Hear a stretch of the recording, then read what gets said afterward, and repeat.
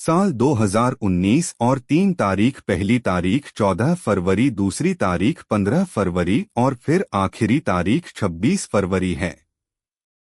पहली ये जो तारीख है वो जख्म की है, दूसरी तारीख प्लानिंग की है और तीसरी मरहम की नहीं बल्कि दुनिया को यह दिखाने की कि अगर आप इंडिया की तरफ आंख उठाकर भी देखोगे तो हम आंखों में आंखें डालकर जवाब देंगे। 15 फरवरी साल 2019 इंडिया के रिसर्च एंड एनालिसिस विंग यानी रॉकी स्पाई सैटेलाइट का रुख पाकिस्तान के एक पहाड़ पर बने एक कैंप की तरफ होता है। यह सिर्फ एक मामूली कैंप नहीं था बल्कि ये एक आतंक के लिए नए लड़कों को ट्रेनिंग देने वाला कैंप था। ये कैंप था ऑर्गेनाइजेशन का जिसका नाम था जैश-ए-मोहम्मद। रॉ ने सिर्फ अपनी सैटेलाइट का रुख नहीं किया था बल्कि पठानी सूट पहने और मुंह पर गमछा लापते अपने 2 एजेंट भी इस कैंप में घुसा दिए थे। जब यह 2 एजेंट्स इस कैंप को देखते हैं तो वो हैरान रह जाते हैं क्योंकि यह कैंप एक मिलिट्री ट्रेनिंग वाले स्कूल की तरह था जहां पर एक साथ 500 से ज्यादा लोग ट्रेनिंग ले सकते थे। रिपोर्ट्स के मुताबिक ताज अटैक वाला अजमल कसाब भी यहीं से ट्रेनिंग लेकर आया था। अब इन एजेंट्स को खबर मिलती है कि यहाँ पर करीब 300 नए लोग भी शामिल होने वाले हैं और यह समझ जाते हैं कि फिर से कुछ बड़ा होने वाला है। इसके बाद यह दोनों एजेंट्स इस पूरे कैंप की इंटेल इकट्ठा करते हैं, जरूरी फोटोज लेते हैं और फिर यहीं से गायब हो जाते हैं और यह सारी इंटेल वो रॉ के हेडक्वार्टर भेजते हैं। अब रॉ के पास सैटेलाइट इमेजेस और इन एजेंट्स की इंफॉर्मेशन के साथ जरूरत की सारी इंफॉर्मेशन आ जाती है और अब तैयारी शुरू होती है 1971 के बाद सबसे बड़ी एयर स्ट्राइक की। अब आप समझ गए होंगे कि यह जो 3 तारीख मैंने आपको बताई वो थी कौन सी। जी हाँ, 14 फरवरी यानी ब्लैक ब्रेक, जहां हमें पुलवामा वाला जख्म दिया गया। 15 फरवरी से प्लानिंग शुरू हुई और जो पूरी होनी है 26 फरवरी को यानी बालकोट पर एयर स्ट्राइक। आज इस वीडियो में मैं आपको उसी एयर स्ट्राइक के आखिरी 24 घंटों की कहानी दिखाने जा रहा हूं, तो बस वीडियो के लास्ट तक मेरे साथ बने रहना। चलिए जय हिंद के साथ शुरू करते हैं। 15 फरवरी को रॉ एजेंट से मिली इंटेल के बाद और बाकी डिटेल रॉ इकट्ठा करता है और फिर 4 दिन बाद यानी 19 फरवरी को रॉ चीफ यानी अनिल धस्सना पूरी इंफॉर्मेशन और प्लानिंग के साथ आधी रात में ही पीएम मोदी के घर पहुंचते हैं और कहते हैं, सर जैसा आपने कहा था हमने मसूद अजहर को उसके किए की सजा देने की पूरी तैयारी कर ली है। अब जैसे ही पीएम साहब यह सुनते हैं वो foreign cabinet committee on security की एक सीक्रेट मीटिंग बुलाते हैं। इस मीटिंग के अंदर national security adviser Ajit Doval, defence minister Rajnath Singh के साथ air chief Virender Singh Dhanoa, naval chief Sunil Lanba, army chief Bipin Rawat मौजूद होते हैं। खैर, मीटिंग शुरू होती है और रॉ चीफ अनिल धस्माना सबके सामने पूरी इंटेल यानी सैटेलाइट इमेजेस और बाकी डिटेल्स रखते हैं और कहते हैं कि यह पाकिस्तान के बालकोट में मौजूद जैश-ए-मोहम्मद का सबसे बड़ा ट्रेनिंग कैंप है। अगर हमने उनके घर में घुसकर इसे तबाह कर दिया तो ये आतंकी सीधा सीधा 10 साल पीछे चले जाएंगे। अभी धस्सना अपनी बात बोल ही रहे होते हैं कि मीटिंग में मौजूद एक ऑफिसर उन्हें बीच में काटता है और पीएम मोदी की तरफ देखते हुए कहता है कि सर हम पुलवामा का बदला उरी अटैक की तरह स्ट्राइक करके लेंगे, इसलिए पाकिस्तान हाई अलर्ट पर है। ऐसे में हमने कुछ भी किया तो बहुत बड़ा मसला हो सकता है। अब यह ऑफिसर इसके आगे कुछ बोलते कि तभी एनएसए अजीत डोभाल ने इनकी आंखों में आंखें डालकर बहुत तल्ख लहजे में कहा था, अगर हम आज भी चुप रहे तो वो कल फिर इसी तरह हमारा खून बहाएंगे। इसके बाद अजीत डोभाल पीएम मोदी की तरफ रुख करते हैं और कहते हैं, सर हमें स्ट्राइक करनी होगी और पूरे जोर के साथ करनी होगी। इसके बाद साहब पीएम मोदी जल्दबाजी में या फिर यह कह लीजिए कि जोश में आकर कुछ नहीं बोलते, बल्कि उस मीटिंग में मौजूद सबकी बात सुनते हैं और फिर सबकी राय और मशवरे के बाद पीएम मोदी आखिर में कहते हैं, डोभाल जी का कहना सही है, पाकिस्तान में बैठे उन आतंकियों को मुंहतोड़ जवाब दिया जाएगा। बस इतना सुनते ही मीटिंग में बैठे रॉ चीफ अनिल धस्सना के चेहरे पर मुस्कान आ जाती है, क्योंकि वो इस चीज की ही प्लानिंग के साथ थे। अब इसके बाद जब इस बात पर चर्चा करते हैं कि यह जवाब दिया कैसे जाएगा, सबकी अपनी अपनी राय और मशवरे होते हैं और वहां पर बैठे तीनों सेनाओं के चीफ भी सबको सुनते हैं और अपनी राय भी बताते हैं। सब कुछ सुनने के बाद एनएसए अजीत डोभाल कहते हैं, सर मुझे लगता है कि बालाकोट पर एयर स्ट्राइक सबसे बेहतर और कारगर ऑप्शन होगा। एयर चीफ धनुआ भी डोभाल की हाँ में हाँ मिलाते हैं। इसके बाद अब मीटिंग खत्म होती है। पीएम भी कुर्सी से उठने लगते हैं। तभी वह थोड़ा रुकते हैं और एयर चीफ से कहते हैं, मैं आपके वॉर स्किल से अच्छी तरह वाकिफ हूं।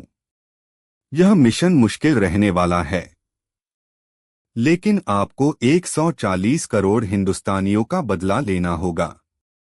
इसका जवाब एयर चीफ देते हुए कहते हैं कि सर उन लोगों के लिए हम उस जगह को नर्क बना देंगे। इसके बाद मीटिंग खत्म होती है और एयर चीफ एक ऐसे मिशन की तैयारी में लग जाते हैं जिसे न सिर्फ एक्सट्रीमिस्ट बल्कि पाकिस्तान भी हमेशा याद रखने वाला था। देखिए, जब तक एयर चीफ तैयारी करते हैं तब तक मैं आपको पुलवामा अटैक का भी किस्सा सुना देता हूं कि कैसे यह जख्म हमें दिया गया था। 13 फरवरी 2019 जम्मू कश्मीर का पुलवामा जिला, यहाँ के हाजीबल इलाके का रहने वाला एक लड़का कुछ दूरी पर मौजूद जम्मू श्रीनगर हाईवे के पास पहुंचता है। वहां जो देखा उसकी आंखें खुली रह गई। वो पलटा और तेजी से वापस चल पड़ा। एक घर में गया और वहां बैठे कुछ लोगों से बोला, हाईवे की सिक्योरिटी में सीआरपीएफ तैनात है, तैयारी करो काफिला आने वाला है।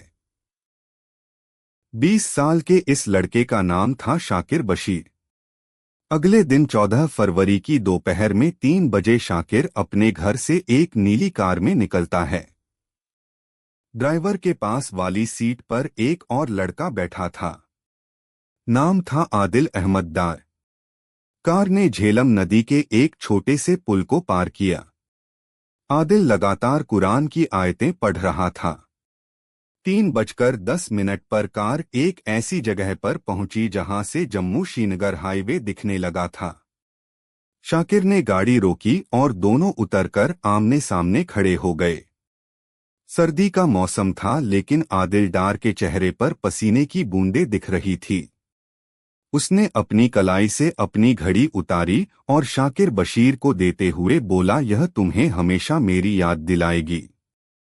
मुझे दुआओं में याद रखना, अल्लाह हाफिज। इसके बाद दोनों गले मिले। आदिल ड्राइवर वाली सीट पर बैठा चाबी घुमाई।